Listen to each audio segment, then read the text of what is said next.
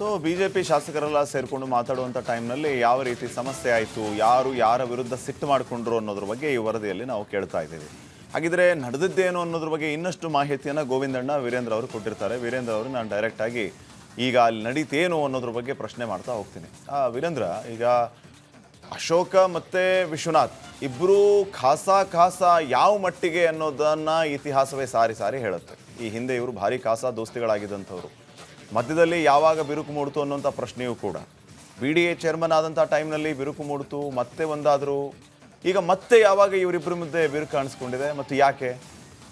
ಪಟೇಲ್ರೆ, ನೀವು ಹೇಳಿದ ನಿಜ. ಇವತ್ತಿನೇನಿದಲ್ಲ, ಇವರ ಈ ಪಕ್ಷದೊಳಗೆ ಆಂತರಿಕ ವೈರತ್ವ ಅಂತ ಒಂದಿರುತ್ತಲ್ಲ, ಸೊ ಅದಕ್ಕೆ ದಶಕಗಳ ಇತಿಹಾಸ ಇದೆ ಅದಕ್ಕೆ.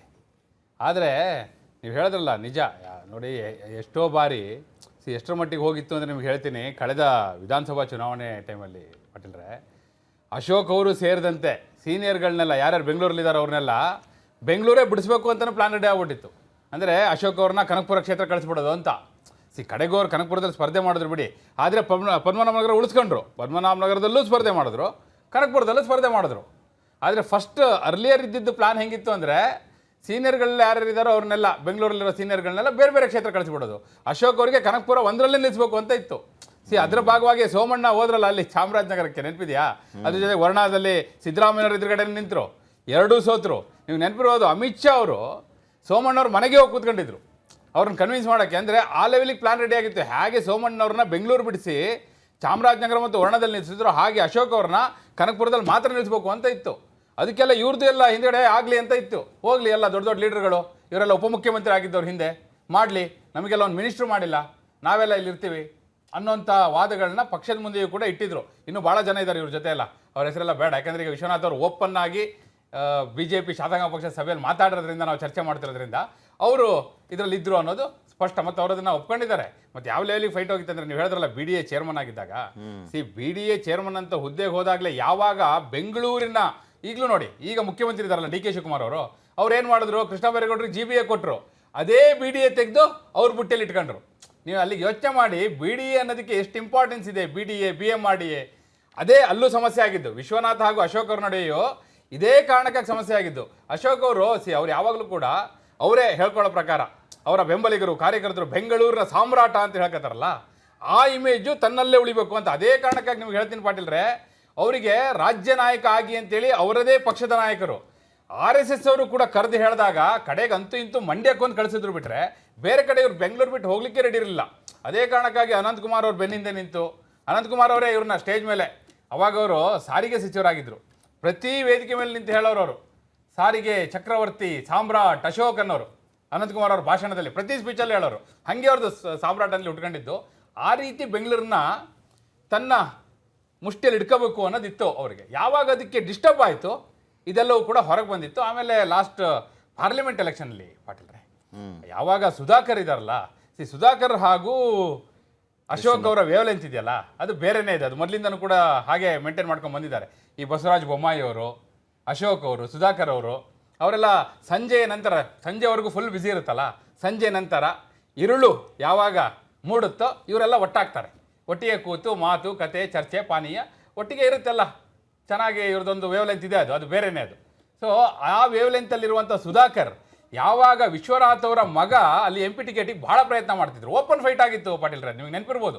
ಎಷ್ಟರ ಮಟ್ಟಿಗೆ ಅಂದರೆ ವಾಕ್ಸಮರ ಬಹಿರಂಗವಾಗಿ ಮಾತಿನ ಚಕಮಕಿವರೆಗೂ ಹೋಗಿತ್ತು. ಆಗ ಸುಧಾಕರ್ ಅವರಿಗೆ ಹಿನ್ನೆಲೆಯಲ್ಲಿ ಅಶೋಕ್ ಸಪೋರ್ಟ್ ಮಾಡಿದ್ರು ಅನ್ನೋದು ವಿಶ್ವನಾಥ್ ಅವರ ಅಸಮಾಧಾನಕ್ಕೆ ಕಾರಣ ಆಯಿತು. ಅಲ್ಲಿ ಮತ್ತೆ ಬಿಡಾಯಿತು ಸಮಸ್ಯೆ. ಎಲ್ಲಿ ಶುರು ಆಯಿತು ಅಂದರೆ ಅಲ್ಲಿ ಮತ್ತೆ ಶುರು ಆಯಿತು. ಎಂತೆಂಥ ಹೇಳಿಕೆಗಳೆಲ್ಲ ಕೊಟ್ಟಿದ್ದಾರೆ ಅಂದರೆ ಪಾಟೀಲ್ರೆ, ಕೆಲವನ್ನೆಲ್ಲ ಹೇಳ್ಬೋದೋ ಬಿಡ್ಬೋದೋ ಗೊತ್ತಿಲ್ಲ. ಅಶೋಕ್ ಅವ್ರು ಎದುರುಗಡೆ ನಡ್ಕೊಂಡು ಹೋಗುವಾಗೆ ಅವ್ರ ಕಡೆ ಕೈ ತೋರಿಸ್ಬಿಟ್ಟು ಕೊಟ್ಟಿರುವಂಥ ಹೇಳಿಕೆಗಳಿದೆ. ಈಗ ಕೆಲವರೆಲ್ಲ ಈಗ ಟೀಕೆ ಮಾಡ್ತಾ ಇರ್ತಾರಲ್ಲ, ಪರೋಕ್ಷವಾಗಿ ಮಾಡ್ತಿರ್ತಾರೆ. ಇವರು ಡೈರೆಕ್ಟಾಗಿ ಈ ಅಡ್ಜಸ್ಟ್ಮೆಂಟು ಮತ್ತೊಂದು ಮಗದೊಂದು ಅನ್ನೋದನ್ನು ಕೈ ತೋರಿಸಿ ಹೇಳಿದಂಥ ಪ್ರಕರಣಗಳು ಕೂಡ ಘಟಿಸಿವೆ ಅಂತೇಳಿ. ಅಂದರೆ ಅಷ್ಟರ ಮಟ್ಟಿಗೆ ಅಲ್ಲಿ ಒಂದೇ ಪಕ್ಷದಲ್ಲಿದ್ದರೂ ಕೂಡ ಈ ರೀತಿಯ ಒಳಗೆ ಆಂತರಿಕವಾಗಿರುತ್ತಲ್ಲ ಬಿರುಕು, ಇವರಿಬ್ಬರು ನಡುವೆ ಬಹುವಾಗಿ ಇತ್ತು ಅನ್ನೋದು ಇವೆಲ್ಲವೂ ಕೂಡ ಸಾಕ್ಷಿ. ನೀವು ಕೇಳಿದ್ರಲ್ಲ ಯಾವಾಗ ಶುರು ಆಗಿತ್ತು ಮತ್ತು ಯಾವಾಗ ಒಂದಾಯಿತು ಅಂದರೆ ಈ ಎಲ್ಲ ಹಂತದಲ್ಲೂ ಆಗಿತ್ತು ಪಾಟೀಲ್ರೆ. ಈಗ ನೀವು ಇಷ್ಟೊತ್ತಿನವರೆಗೂ ಈ ಎಲ್ಲ ವಿಚಾರ ಹೇಳಿದ್ರಲ್ಲ, BJP ಪಾಳೆಯದಲ್ಲಿ ಏನೆಲ್ಲ ನಡೀತಾ ಇದೆ, ಏನು ಎತ್ತ ಅಂತ ಹೇಳಿ, ಇದು ನಿನ್ನೆ ಕತೆ. ಈಗ ಲೇಟೆಸ್ಟ್ ಅಪ್ಡೇಟ್ ಒಂದು ಹೇಳ್ತೀನಿ ನೋಡಿ. ನೀವು ಗೋವಿಂದಣ್ಣನ ಮೂಲನ ತಿಳಿಸಿದ್ರಿ. ಈಗ ನನ್ನ ಮೂಲ ಕೆಲವು ವಿಚಾರಗಳನ್ನು ಇವತ್ತು ಲೇಟೆಸ್ಟ್ ತಾಜಾ ವಿಚಾರವನ್ನು ಹೇಳ್ತೀನಿ ನೋಡಿ. ಅಂದರೆ ಈ BJP ಅವ್ರ ದೋಸ್ತಿ ಇದಾರಲ್ಲ, ಯಾರು? JDSನವರು. JDSನವರಲ್ಲೂ ಕೂಡ ಈ ಸಮನ್ವಯತೆ ಕೊರತೆಯ ವಿಚಾರಕ್ಕೆ ಒಂದು ಬೆಳವಣಿಗೆ ಆಯ್ತು ಇವತ್ತು. ಏನಾಗಿದೆ ಅಂತಂದರೆ, ಶರಣಗೌಡ ಕಂದಕೂರವರು ಒಳಗಡೆ ಹೌಸಲ್ಲಿ ಹೋಗಿ ಕೂತಿದ್ದಾರೆ. ಇನ್ನೊಬ್ಬರು ಲೀಡರ್ ಬರ್ತಾರಲ್ಲಿ, ಅಲ್ರಿ ಶರಣಗೌಡ, ನಿಮ್ಮ ಪಾರ್ಟಿಯವರು ಸ್ಪೀಕರ್ ಎಲೆಕ್ಷನ್ನ ಬಹಿಷ್ಕಾರ ಮಾಡಿದ್ದಾರೆ, ನೀವು ನೋಡಿದ್ರೆ ಇಲ್ಲಿ ಬಂದು ಕೂತಿದ್ದಾರಲ್ಲ, ಇವ್ರಿಗೆ ಗೊತ್ತೇ ಇಲ್ವಂತೆ ಆ ಮ್ಯಾಟ್ರು. ಆಮೇಲೆ ಹೌದಾ ಅಂತ ಸೂಕ್ಷ್ಮವಾಗಿ ತಿಳ್ಕೊಂಡು ಹೊರಗಡೆ ಹೋದಾಗ JDSನ ನಾಯಕರೆಲ್ಲರೂ ಲಾಂಚಲ್ಲೇ ಇದ್ದಾರೆ, ಇವರು ಮಾತ್ರ ಒಳಗಡೆ ಹೋಗಿ ಕೂತಿದ್ದಾರೆ. ಶರಣಗೌಡ ಕಂದಕೂರವ್ರಿಗೆ ಸಿಕ್ಕಾಪಟ್ಟೆ ಕೋಪ ಬಂದು ಸುರೇಶ್ ಬಾಬು ಅವ್ರಿಗೆ ಕ್ಲಾಸ್ ತೊಗೊಳ್ಳೋದು, ಅಥವಾ ಸಿಟ್ಟು ಮಾಡಿಕೊಂಡು, ಅಲ್ರಿ ಪಾರ್ಟಿಯಲ್ಲಿ ಏನು ಡೆವಲಪ್ಮೆಂಟ್ ಆಗ್ತಾ ಇದೆ ಅಂತ ನಮಗೇ ಗೊತ್ತಿಲ್ಲ ಅಂತಂದರೆ ಹೆಂಗೆ? ಚುನಾವಣೆ ಬಹಿಷ್ಕಾರ ಮಾಡಿದ್ದೀವಿ ಅನ್ನೋಂಥ ವಿಚಾರ ನನಗೂ ಗೊತ್ತಾಗಿಲ್ಲ, ಇದು ಹೆಂಗೆ? ಇದು ಕಮ್ಯುನಿಕೇಷನ್ ಗ್ಯಾಪ್ ಯಾಕೆ ಆಗ್ತಾ ಇದೆ ಅನ್ನುವಂಥ ಪ್ರಶ್ನೆಯನ್ನು ಮಾಡಿದ್ರಂತೆ. ನಾವು ಮೆಸೇಜ್ ಮಾಡಿದ್ವಿ, ನೀವು ನೋಡ್ಬೇಕ್ರಿ ಅಂದ್ರಂತೆ. ಮೆಸೇಜ್ ಮಾಡಿದ್ರೆ ಮುಗಿದೋಯ್ತಾ? ಫೋನ್ ಮಾಡಿ ಹೇಳ್ಬೇಕಲ್ವ ನೀವು, ನಾವು ನೋಡಿಲ್ಲಪ್ಪ. ಕಮ್ಯುನಿಕೇಷನ್ ಯಾಕೆ ಸಮಸ್ಯೆ ಆಗ್ತಾ ಇದೆ ಅನ್ನುವಂಥ ಪ್ರಶ್ನೆಯನ್ನು ಮಾಡಿದ್ರಂತೆ. ಅಂದರೆ ಅಲ್ಲಿಯೂ ಕೂಡ ಈ ಸಮನ್ವಯತೆ ಕೊರತೆ ಅನ್ನುವಂಥದ್ದು ಎದ್ದು ಕಾಣ್ತಾ ಇದೆಯಾ? ಸಮನ್ವಯತೆ ಅನ್ನೋದೇ ಸಮಸ್ಯೆ ಆಗ್ತಾ ಇದೆಯಾ ಅಂತ ಪ್ರಶ್ನೆ. ಪಾಟೀಲ್ರೆ, ಈಗ ಬಹುಶಃ ಇದಕ್ಕೆ ತುಂಬ ಚೆನ್ನಾಗಿ ಸಿಂಕ್ ಆಗುವಂಥ ಸ್ಟೋರಿ ನೆಕ್ಸ್ಟ್ ಕೂಡ ಒಂದು ಬರುತ್ತೆ, ಭಾಳ ಚೆನ್ನಾಗಿದೆ. ಏನು ಗೊತ್ತಾ, ಒಂದು ಕಾಂಟ್ರವರ್ಸಿ ಅದಾಗಿ ಆಗೋದು, ಅದು ನೆಕ್ಸ್ಟ್ ಸ್ಟೋರಿ ಭಾಳ ಮಜವಾಗಿದೆ. ಇನ್ನೊಂದು, ಇಲ್ಲಪ್ಪ ಇದು ಕಾಂಟ್ರವರ್ಸಿ ಆಗಬೇಕು ಅಂತಲೇ ಮಾಡೋದು. ಈಗ ಇವತ್ತು ನೆನೆ ನೋಡ್ತಾ ಇದ್ದಾರೆ ನೀವು ಇದು ಯಾರು ನಿಮ್ಮ ಕಂದಕೂರವ್ರನ್ನ, ಶರಣಗೌಡ ಕಂದಕೂರವ್ರನ್ನ ಇವತ್ತು ನೆನೆ ನೋಡ್ತಾ ಇದ್ದೀರಾ. ಇದು ಯಾವತ್ತಿಂದ ಶುರು ಆಗಿದೆ? ಶರಣಗೌಡ ಕಂದಕೂರು ಅವ್ರು ಏನೋ ಒಂದು ಪಾದಯಾತ್ರೆ ಮಾಡಬೇಕು ಅಂತ ಅವ್ರ ಕ್ಷೇತ್ರದಲ್ಲಿ ರೆಡಿ ಮಾಡ್ಕೊಂಡ್ರೆ, ನಿಖಿಲ್ ಕುಮಾರಸ್ವಾಮಿ ಅಲ್ಲೂ ಹೋದ್ರು ಹೈಜಾಕ್ ಮಾಡೋಕ್ಕೆ. ಮತ್ತು ರಾಜ್ಯಸಭೆ ಎಲೆಕ್ಷನ್ ಟೈಮಲ್ಲಿ ಕಂದಕೂರು ಹೇಳಿಕೆಗಳೆಲ್ಲ ನೀವು ನೋಡಿದ್ದೀರಿ. ಅವರು ಕ್ರಾಸ್ ವೋಟ್ ಮಾಡ್ತಾರೆ ಅಂತಲಿ ಲಿಸ್ಟಲ್ಲಿ ಫಸ್ಟ್ ಹೆಸರು ಇದ್ದಿದ್ದೇ ಅವ್ರದ್ದು ಪಾಟೀಲ್ರೆ. ಹಾಗಾಗಿ ಇದು ಹೊಸ್ತೇನೂ ಅಲ್ಲ. ಬಟ್ ಏನಂದರೆ, ನೀವು ನೋಡ್ತಾನೆ ಇರ್ತಿರಲ್ಲ, ಈಗ ಅಧಿವೇಶನದ ಟೈಮ್ ಇದೆಯಲ್ಲ, ನಾವು ನೆನ್ನೆ ಒಂದು ಸ್ಟೋರಿ ಕೊಟ್ಟಿದ್ವಿ, ನೆನಪಿದೆಯಾ? ಅಧಿವೇಶನ ಟೈಮ್ ಇಲ್ಲೇ ಇದೆಯಲ್ಲ, ಇದೊಂದು ಟೈಮ್ ಅವರಿಗೆ ತಮ್ಮ ಅಸಮಾಧಾನವನ್ನು ಪ್ರಕಟಿಸಲಿಕ್ಕೆ. ನೆನ್ನೆಲ್ಲ ಮಂತ್ರಿ ಸ್ಥಾನ ಕೊಡದಿದ್ರೆ ಮೌನ ಅಂಥೇಳಿ ನಾವು ಒಂದು ಟೈಟ್ಲ್ ಕೊಟ್ಟಿದ್ವಲ್ಲ, ಇದು ಹಂಗೆ. ಇದು ಈಗ ಗೊತ್ತಾಗೋರಿಗೆ ಗೊತ್ತು ಮಾಡ್ಕೊಳ್ಳೋರು ಹೆಂಗಾರು ಗೊತ್ತು ಮಾಡ್ಕೊತಾರೆ, ಒಂದು ಮೆಸೇಜ್ ಸಾಕಪ್ಪ ಗೊತ್ತು ಮಾಡ್ಕೊಳ್ಳೋದಿದ್ರೆ.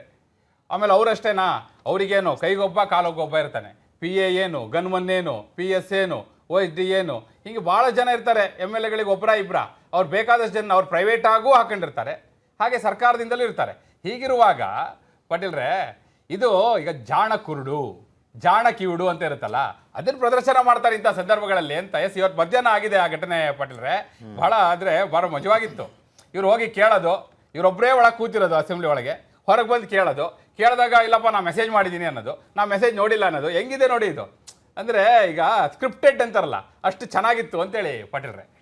ಓಕೆ, ನೋಡೋಣ ಇವರೆಲ್ಲ ಯಾವಾಗ ಸರಿ ಹೋಗ್ತಾರೆ, ಅಥವಾ ಸಮನ್ವಯತೆ ಅನ್ನುವಂಥದ್ದು ಇಬ್ಬರ ಮಧ್ಯೆ ಯಾವಾಗ ಬರುತ್ತೆ ಅಂತ ನೋಡೋಣ. ಈಗ ನೆಕ್ಸ್ಟ್ ಸ್ಟೋರಿಗೆ ಹೋಗೋಣ.